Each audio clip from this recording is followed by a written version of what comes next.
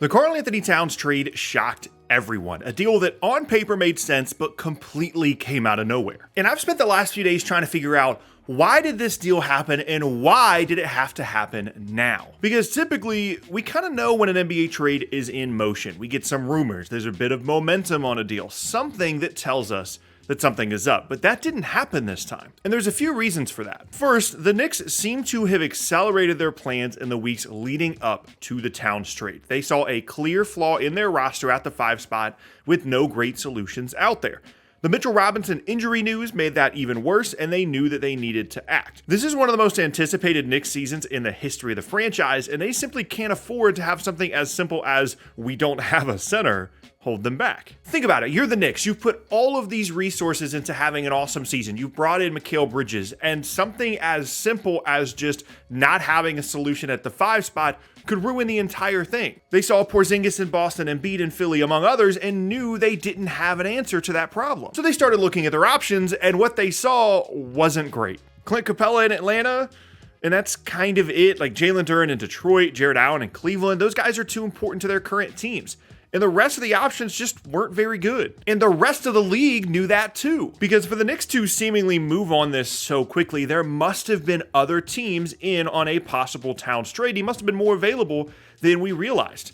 The Pelicans seem like a real threat, given that they also don't have a starting caliber center on their roster. And I'm sure there were a few other teams kicking the tires on a Cat trade too. So if you're the Knicks, you have all this pressure on you this season, no solution at the 5, the options aren't great, and other teams are potentially making a move for Cat. And all of a sudden, you're trading for Karl Anthony-Towns. That might seem desperate, but that was the reality. Now, that isn't to say that this was a bad move for the Knicks. I actually like the deal for them. I like having a real option at the 5. I like how Cat can play alongside Mitchell Robinson when he's healthy. I like the spacing that he provides around Brunson, and I think their defensive infrastructure can make it work. But this is a move that I thought they could have waited on, as I talked about in a video literally 2 days before the Towns trade went down. And honestly, I don't really see a Randle trade happening right now, barring some crazy circumstances mid-season. As much as it seems like it might make sense for the roster, Randle has said himself publicly that he is ready for whatever role he needs to play with this new look roster, which is good to hear. And that, combined with Tibbs' comments about him playing at the 5, makes me think the organization already has a plan to solve both of these problems. I assumed that if this was going to happen, it would be because the Knicks were disappointing at the trade deadline and needed to make a change. That they would wait and see what this new version of the team looked like before making such a drastic move. But what I didn't realize at the time was just how limited their options were. If they didn't make this move, somebody else might have, and they'd be left without a real option at center. But maybe the more shocking part of this is why the Timberwolves made the trade. No matter what you think about Karl Anthony-Towns, he has been a foundational part of whatever Minnesota has been building for almost the last decade.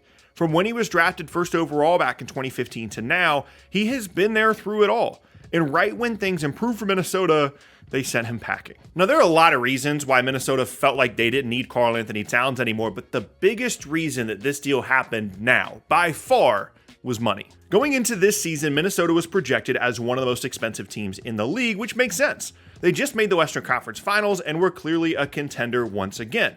But over the last few years, the NBA has put in new rule changes that make it even more difficult to keep expensive teams like this together. But you might be thinking, okay, yeah, the luxury tax, the second apron, all this stuff, it makes it harder to keep expensive teams together. But other teams are doing it. Most notably, the Boston Celtics continue to hand out massive contracts as if the rules just don't apply to them. So why can't Minnesota just do the same thing? Well, clearly, the Timberwolves told us why. They do not view themselves on the same level as the Boston Celtics now or in the long term. Boston knows that if they're healthy, they're capable of winning a title. They just proved it, even basically without Porzingis for the entirety of the playoffs. And so the restrictions that apply when you spend as much money as the Celtics are don't really impact their ability to win the title. They don't need to add new pieces, to make any big trades, to shake up the roster, any of that. So they just keep spending. Minnesota, on the other hand, clearly sees things differently. Last year was a great season, no doubt, but in a loaded Western Conference, are the Timberwolves really guaranteed any kind of playoff success with this roster? No matter what your answer to that question is, the Timberwolves already told us theirs by making this move.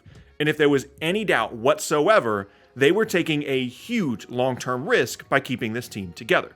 Rudy Gobert and Naz Reid need new contracts next season. Anthony Edwards and Jaden Daniels are on big contracts. And when you throw Cat in there making $60+ million a year, you quickly lock yourself into this roster, and this roster only once you presumably bring back Gobert and Reid next offseason. Which again, all that spending is fine for a team like the Celtics, but clearly it wasn't the same for Minnesota. So instead, they opted for a longer-term approach.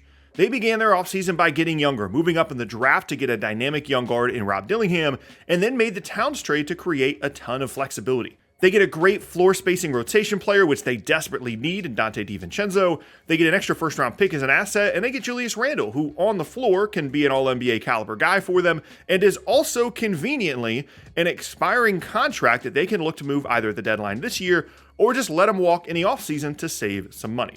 So now the future of Minnesota is Anthony Edwards, McDaniels, Dillingham, some first-round picks, and pretty much nothing else is guaranteed to be on the roster beyond this season. Which means this deal isn't about this version of the Minnesota Timberwolves. It's about the future. They want to be as competitive as possible for as long as possible in the Anthony Edwards era. Not this season, not next season, the entirety of his career with the Timberwolves. And this is how they think they can best do that. They gave up a little bit on the court this year for more flexibility down the road, and in doing so, put themselves on a different timeline.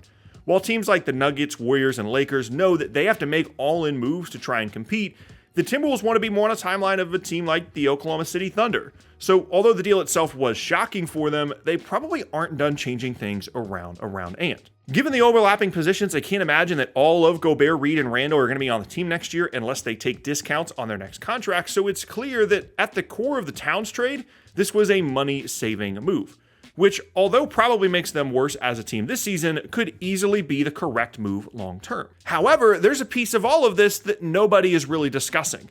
Who's going to pay for all of this? The Timberwolves were supposed to be sold to a new ownership group by now, but that entire situation is now up in the air. And when there's confusion about who's going to be writing the checks for one of the most expensive teams in the league, and then you make a big cost-cutting move like trading Towns, it's hard to see how those two things aren't connected. And at the end of the day, all this put together is one of the most interesting NBA trades we've ever seen. Two teams that view themselves as contenders in their own conferences, trading key pieces and swapping two all-NBA caliber players in late September, one of which to save money, the other of which in yet another all-in move. There's just so much going on here that we never really see in the modern NBA. And now we know why it happened, and we just have to wait and see what the result is. Do the Timberwolves take a huge step back and regret the move? Is Cat a terrible fit with the Knicks, or exactly what they needed as they make a push for the finals? How does all this look at the trade deadline? Nobody knows right now, but I cannot wait to find out.